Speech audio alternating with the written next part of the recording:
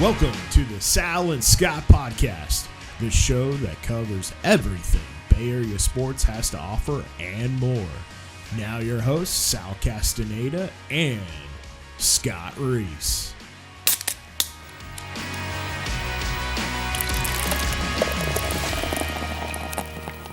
Yes, indeed. It is the Sal and Scott podcast, and we are raring to go. This is like the premiere edition of our now 2-month endeavor here, right, Sal? I mean, we've had good guests, we've had witty banter, we've entertained some folks along the way, but witty banter, man, you got an A-lister today, man. we're big time this afternoon. It's Dave Kaval of the Oakland A's. Dave has been the front man, Scott, as you know, for the effort to keep the A's in Oakland. He's been the front man. He is the person that is always out in front of the media trying to get this done, trying to keep the Oakland A's as the Oakland A's, try to keep the team rooted in Oakland, as they've said so many times. So this is going to be a nice conversation. Yeah, he's I mean, I can only imagine, the day-to-day struggles, and we'll ask him about this. But what this process has been like, because even from a media standpoint, it's exhausting, right? I can only imagine internally. Absolutely. I mean, how many times on the 9 have you had these discussions with Dave and others involved in this Oakland Stadium project? And it's like 1 step forward, 2 steps back. I'm glad you brought that up because this is a podcast. On the 9, I have 3 or 4 minutes, maybe. This podcast, we're just about to bring Dave in. We'll be able to talk to him a little more at length and get some long form answers. Yeah, no doubt. And with that, let's bring in the man, A's president Dave Kaval, to talk all things Oakland athletics and maybe life in general. Dave, how are you possibly filling up your hours these days with, September baseball and a stadium proposal? There's not much going on, so it's been pretty leisurely. Like not a lot happening. So I'm guessing your golf game coming along okay? Is that the deal? Yeah, exactly. That, training for a marathon, all the fun stuff. So Are you really? You actually training for a marathon? No, not a full one, just a half. Did it in San Francisco. That's still an accomplishment, Dave. Well, we'll see. I haven't done it yet, so we have to wait and see if it actually happens. I guess that's a fair point, but it sounds good. It does, and hopefully it'll be a fun time. So it's coming up later this month. All right, so before we get into the ballpark, I do want to ask you about that. Let's just talk about where we are, right? You got this crazy mess of a wild card race. As we record this, I think it's 5 teams within 4 games, right? And 2 of those 5 are going to get in the playoffs if you're talking about the wild card race. Give us a sense of what the vibe is like around the ballpark and kind of your level of confidence at this point. Well, it's all about ride the wave. That's been the theme all year. There's been a lot of ups and downs. We started 0-6, and then we won 13 games in a row. And so we've had a lot of streaks this season. And I think Bob, Melvin, and all the players have done an incredible job of just trying to keep an even keel with all the ups and downs. And I kind of think what Bob said the other day was right. We still have our best baseball in front of us. We got about 25 games left. And we're in position, if we play well, to be in the postseason for the 4th consecutive year. And we're going to do everything we can to get there. And we have a great set of players in the clubhouse that Billy and David have put together. And we just want to get out there and play good baseball and win some games. Can I tell you that I love watching Starling Marte? Oh, what an incredible baseball player. 5-tool player, can do everything, is the type of player that gets in the head of the pitcher. It's just a really fun part of baseball to see a player of that caliber. It's nice to see him in the green and gold, and it's nice. It's nice that you have put these players together, and it's not just at the All-Star break. It's like, no, you're actually doing well. You're actually playing for the playoffs. You're playing for a World Series, and the other team across the Bay is also competitive. This is good times for Bay Area baseball. I think it's great for the sport. I think it's, builds more baseball fans, especially younger fans, when they see the competitive baseball being played both in San Francisco and Oakland. And, hopefully we'll both continue it in the postseason. You mentioned Bob Melvin. How great is Bo Mel? I mean, not just as a guy and as a manager objectively, but as a manager for this ball club. Can you imagine a more perfect fit? Yeah, Bob is just tremendous. He's someone we're really blessed to have him with the organization. He does such an incredible job of creating really a positive atmosphere in the clubhouse for all the players, bringing in all the new players that are constantly cycling through. It's really a group of about 40 players in any given season that contribute to our success. And he's able to manage that very effectively and get players at bats and pitchers in the right spots. And so it's great to have him around. He keeps a really even keel. He gives the players room to be players, which is, I think, great for a lot of the folks in the clubhouse. And it's just, really an honor to work with him on a day-to-day basis. All right. So what I wanted to ask you is, when it comes to Bay Area baseball, and you mentioned the Giants, I think we have to dive into a lot of these fans here who have been longtime Oakland fans really, really want the team to stay. I know you know that. Yeah. And I just remember when I was younger and the Giants were going to leave to Florida. I don't know if you were around then or if you are aware of that, but they almost left. And I remember they actually announced they were leaving, right? Yeah. So as a kid, I was heartbroken. I think as an adult, I might take it better. I don't know, but I'm just wondering if that feeling could possibly be avoided for the young fans in Oakland who have made this team their soul. Well, we have an incredible plan for the waterfront ballpark that we're privately financing. And we've spent 5 years and thousands of hours and hundreds of millions of dollars to make it a reality. And we are continuing to fight for that. But it really is, like I've said before, Howard Terminal or bust. We need to get to an affirmative binding vote of the city council on our proposal. And I think we're as close as we've ever been, but there's still challenges. And we have organized, funded opposition with the polluters at the waterfront who've made it very difficult for us and have already sued us multiple times. But we're going to continue to fight, especially, the remaining couple months of this year are critically important to bring this to a vote at city council, hopefully in December. Yeah, you mentioned the city council who approved its own term sheet and its own proposal, which sounds great on paper, but obviously not in line with where you guys want to be. Are we irreconcilable differences at this point? I mean, you at the end of the day, right? The team, the city, the council, you guys are all going to have to come to agreement, and they've already said they're not going to do another vote in September. So where are we on kind of the sides trying to bridge this gap? Well, we remain at an impasse on a couple of really critical items. Some of the infrastructure pieces as well as the community benefits. But, we're still hopeful that can be solved. That's why we're continuing to invest in the environmental impact process and also the design guidelines and other approvals that kind of need to happen in parallel. But at the same time, we're hopeful that the county steps forward and participates in the deal. We're hopeful that the city can find all the offsite infrastructure dollars and that doesn't actually, come back to be on the A's side of the docket, because that's something that, kind of kills the project.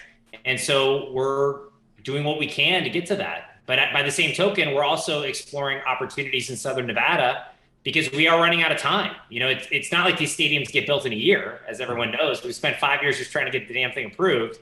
So it takes time. You have to make sure you line up your ducks. And we have at least through 2024, we're going to need a place to play. We need a major league stadium for a major league club. And you're really running out of time.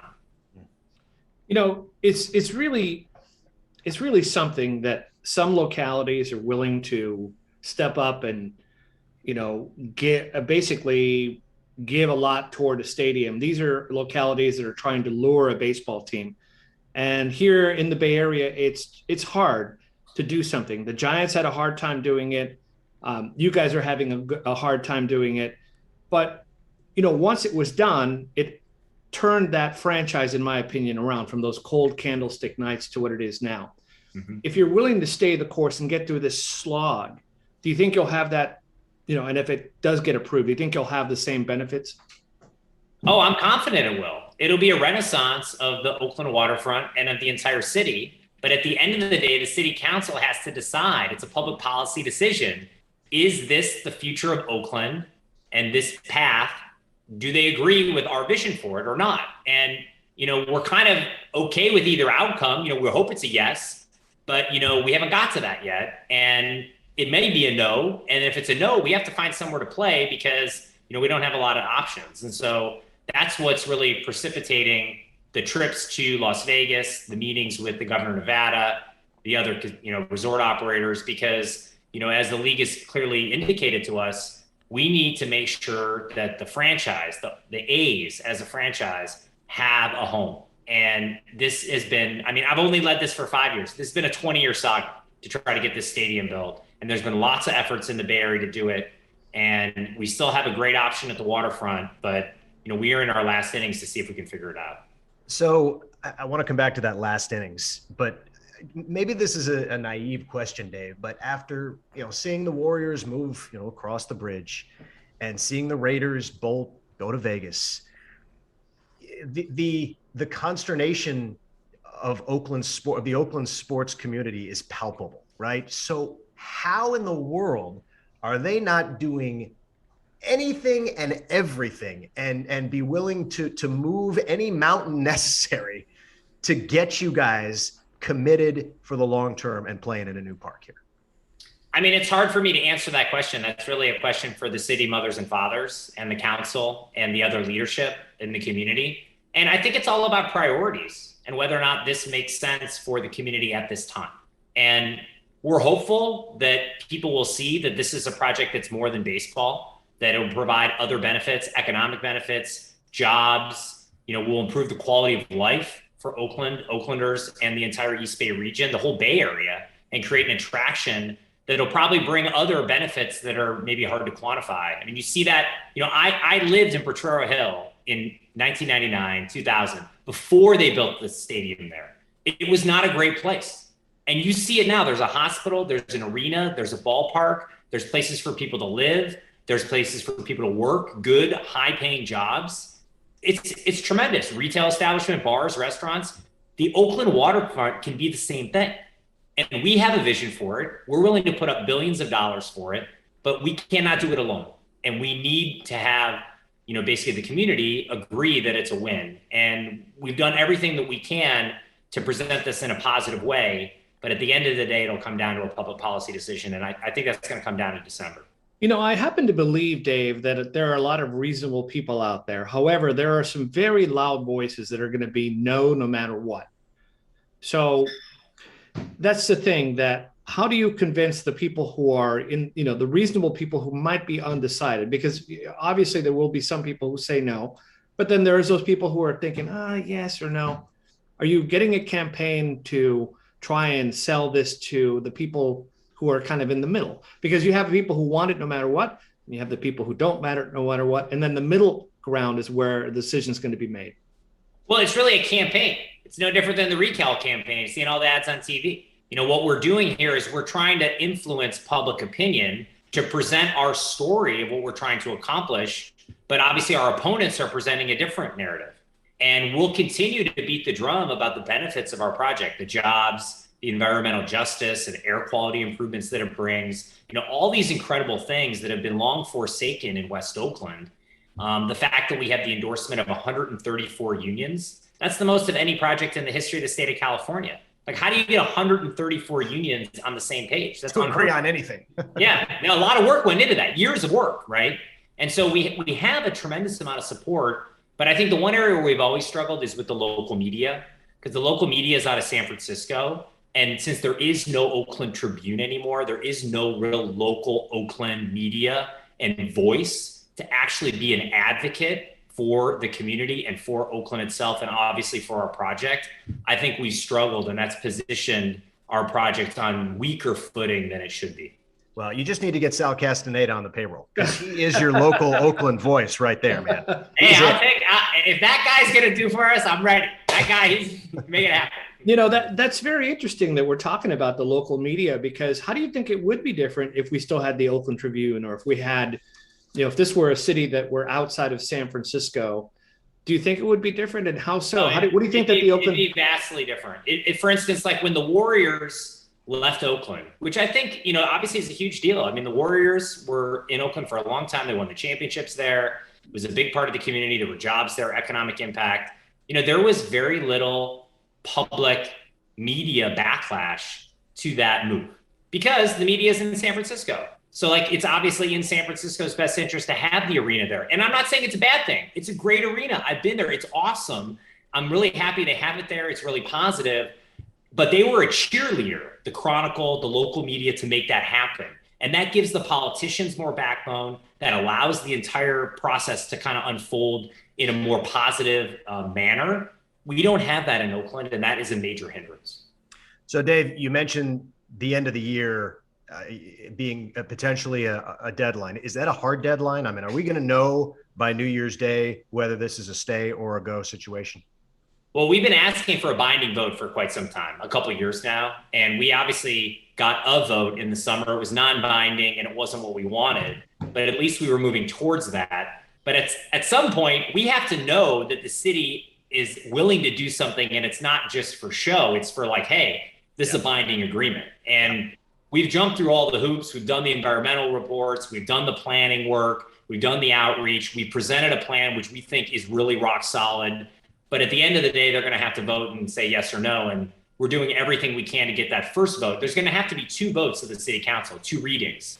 Hopefully the first one can be in December, because I think that's a really good indication that they want to do this thing. And we're pushing as hard as we can to get to that outcome by December. Dave, whenever I'm on social media and this subject comes up, there's always a handful of people on social media, which I assume is representing others, who say, well, why can't you just build it on the Coliseum site, tear that down, and then start all over with a new stadium, which already would have access to BART and would have good freeway access? I understand the stadium itself is outdated. What about building a stadium on that site and housing and a hotel and development? Well, it just doesn't work. I mean, we've looked at this. We've looked around North America at the most successful major league stadiums, both in terms of being able to be privately financed and also its impact on the local community. If we're in a downtown urban area, there's going to be bars, restaurants, people living there, working there. It's going to be a destination. And that's going to be critically important for the tax revenue that Oakland generates, that the county generates. You're not going to have that same impact at the Coliseum. So it's a better deal for Oakland to be in the downtown urban area. And then also, we're in a 2-team market. So we have to compete with the Giants. I mean, you saw the games this last weekend against the Dodgers on the waterfront, the kayaks, the splash hits. Like, it's as good a location to watch baseball as anywhere in the country. And we're competing for customers who can go to that experience. So we have to have something on the level, or something that eclipses that. We think our stadium will eclipse that. It'll set a new standard for a waterfront stadium, but that can't happen at the Coliseum site. So I think those are the 2 main points why it's so important to build at the waterfront. That's why we've been clear about Howard Terminal or bust, and that's why we focus, all our efforts there. Dave, where is Major League Baseball on all this at this point? Well, they agree with us about the Coliseum. Obviously, the commissioner came out and was very clear about that not being a site that fits 21st century baseball. But in terms of big picture, in terms of I got the impression 4 years ago that they were all in on keeping this team in Oakland, and now I get the impression they would just assume have you go to Vegas. Well, I mean, I think they just need to see this solved. I think we all do. It's like we're kind of getting to the point where, like, after 20 years, our current situation has become so tenuous. The facilities have become so outdated, and it just needs to come to some type of resolution. I feel it's my role, whatever the resolution is, whether it's getting the waterfront stadium built and going in Oakland, which would be a tremendous success, or getting us in a location in another market and getting that stadium built. We have to find a solution here that works. We have to actually put this long-standing issue to bed, and we have to move the franchise to the next phase, because the only way for us to retain our players, to win more world championships, to have the revenue that's commensurate with a top, 5 or 10 team in the league, is by having a new venue. And if we can't have that, we're going to continue to have this revolving door situation, because we're just in the bottom 2 or 3 in terms of revenues in the league. I think I know the answer to this, Dave, but the low attendance that you have now at the Coliseum, that's mostly because of the site, right? That's mostly because people don't want to go out there, because the team is good, but you're getting the diehards out there. But with the stadium, if you had it at Howard Terminal, you would get more casual fans, just like the Giants do. Because, there's diehard Candlestick people. I was one of them, but it was also low attended. And then when they got the nice stadium, you get the casual fan who may not be following as closely, but wants the experience. Yeah, it's more of an entertainment product. And I think you would see the exact same situation as you saw with the Giants, where, I remember going to Candlestick and it was always too cold or windy, or, you'd be in extra innings. You're like, God, I got to go, get out to the car and leave or stay or whatever. So like, I think it could be a very similar experience in terms of like having success at the waterfront. And that's why we've been pushing so hard for it. And I think you would see a huge increase in the attendance and also more premium options that you don't have now. We don't have the club areas and the suites. And, we're going to build a rooftop park that's going to be open every day of the year. People are going to come there on non-game days. It's going to activate the waterfront, give people a reason to move to that part of the city or the Bay Area, which, people are looking for housing and a fun place to live. That's a big win. I think maybe we buried the lead here, Sal. Dave, where are we on the gondola? Well, the gondola actually it's going to get approved in the environmental thing, knock on wood. Okay. So it's in there. Okay. And actually there's federal dollars now for communities to actually deal with highways that bisected, communities. So actually I think there's some real interesting federal ways that could help, bridge the gap on some of the financing there, or maybe even just privately finance it and add that to the Oakland skyline. I think it'd be an awesome thing and an attraction and another reason to come to Oakland. All right, because if you could build the nicest stadium on the planet, but if there's no gondola, I'm out, right? Did you see it's got a huge O and you go through the O? It's right? Like it's an amazing thing. You go through the O for Oakland, you go through it and you go down. And we were going to name all the cars after different, players. Ricky Henderson car would go a little faster than the Catfish Hunter. It's the way it would go. So it'd be kind of fun. Well, here's a personal opinion I have about baseball team is that it gives a city a certain identity. And I think that sometimes the opponents kind of lose out on, if the A's are a good team playing in a good stadium, all the national attention that would draw to the city, good or bad. When the Giants are playing in the World Series and you have all the media from around the world really here, and they're looking at that beautiful stadium and the skyline of San Francisco, that could be it for Oakland, right? It's an advertisement for the city. And it's not just for residents to potentially move there and live. It's for people to go there and vacation and spend dollars. It's for corporations to move their headquarters there. They know it's got a high quality of life, that it's a major league city. There's so many positive attributes that come with it that, you've seen it all across the country. And that's one reason that, these teams in these stadiums have had such a positive impact. How do you keep the emotion out of this? As a fan and a media member, I look at this and I've watched it for 5 years now and thought to myself, what is the problem? Get this done, right? It checks so many boxes. Everything that Sal's brought up, it's such a home run for the community on so many levels. Why in the world can we not figure out a way? And obviously there are reasons, and I get that. But as the guy, kind of in charge of these back and forth, how do you not just go crazy? I mean, it just seems like, what are we doing here? Well, a lot of times I lean back on the experience I had in San Jose when we built the stadium for the soccer team, PayPal Park, and the associated development, Coleman Highline. That took 6 years and a lot of really difficult conversations and setbacks and problems. But we did get it built, and we had a ribbon cutting, and we had a great opening, and Wando scored all those goals down there. And it just created an incredible location, a locus for soccer and professional soccer in the Bay Area. And I saw the impact of that. And so I think having gone through a project, not quite at the scale of the one in Oakland, but, multi-billion dollars, and see it successfully come to fruition, that's the fuel that makes you realize how important these endeavors are. And even with all the challenges, it makes it worthwhile to wake up every morning and keep fighting to make the thing happen. Is it tough being the spokesman for this effort? Because I know that you are the spokesman, you're high up there, but you also have to check in with the owners of the team. And then you also have to, basically you're the man that gets all the criticism because the owners are behind the scenes. So basically, if there's any criticism, it comes right at you. What's that like? Well, I think this is a great project. I'm honored to be in this position to lead it and to hopefully make it a reality, and also to be the person who actually gets this solved. Because I think that more than anything, we owe it to our fans, our players, the visiting players, Major League Baseball, to bring this 20-year saga to a successful conclusion. Hopefully we can find a way to do it at the waterfront in Oakland. We obviously have some other options that we're considering as well now because we're running out of time.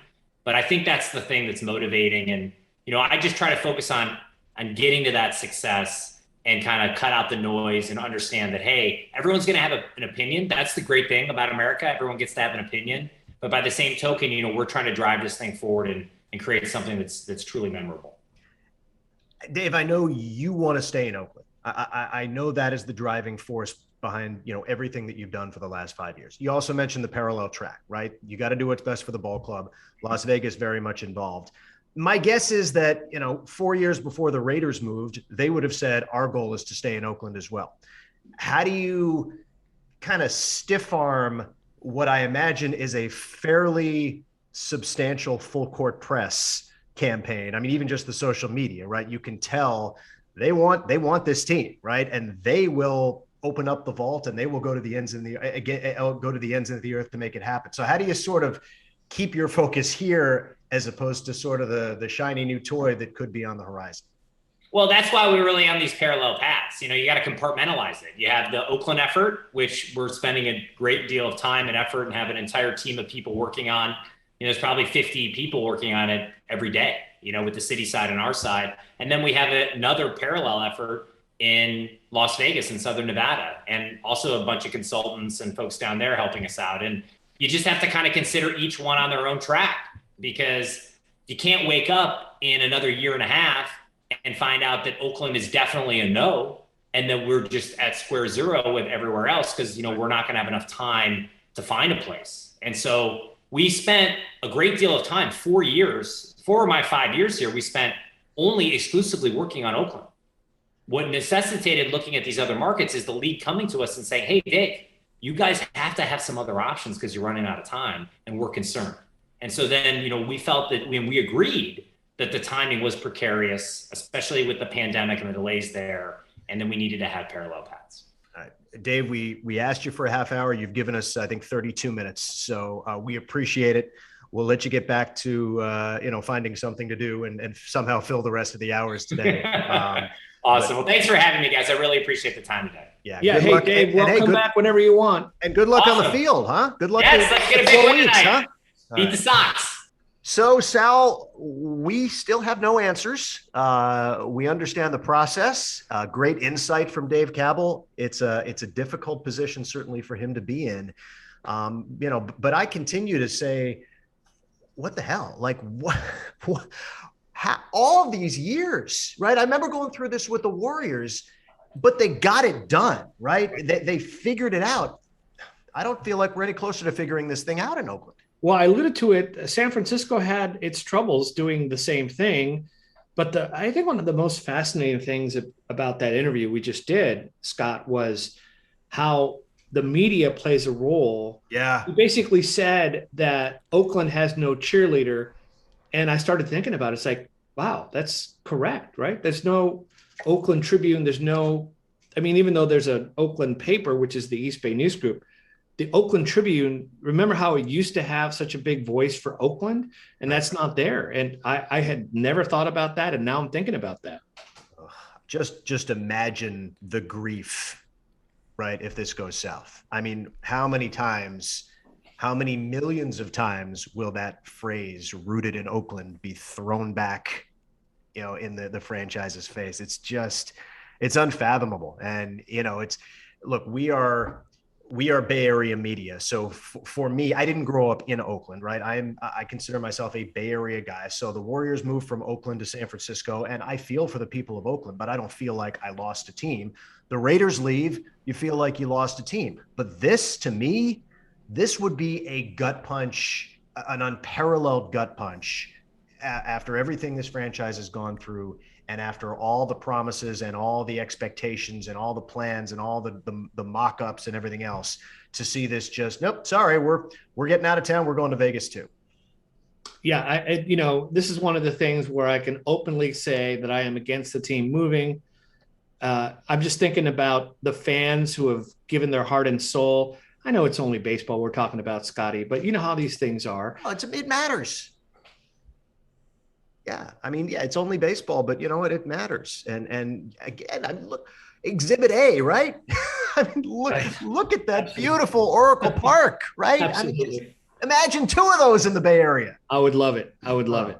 Man. All right. Well, great insight from Dave. Sal, great stuff as always. Appreciate it, man.